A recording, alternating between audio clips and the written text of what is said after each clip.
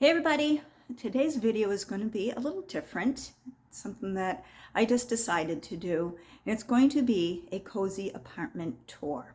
Now, if you're new to my channel, I moved in May to a new apartment after living in one apartment, a condominium, for about 9 or 10 years, and the landlord sold that, and I knew it was being sold, and I had something else that was being lined up, a small home that was being renovated for my benefit, and something happened with that and it just wasn't going to be. Will it be in the future? I don't know, but I found myself a place to live, and I am here now, and it's taken me a lot of work, a lot of perseverance, and pushing through it all. And if you're not a new viewer or subscriber, you've followed me in this journey with my move, and I appreciate you being here for every video and watching me move.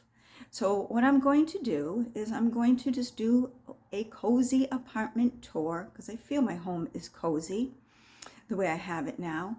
The only room I'm really not going to show you is my son's because I don't have permission to show his room, so I will respect that. But I am not really going to talk during the video.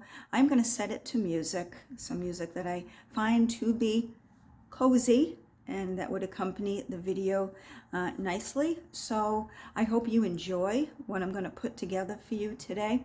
A lot of the things you've seen me buy, a lot of the things I've had, and I just repurposed them or just found a new home for them or a new spot for them in my new apartment. So enjoy this video.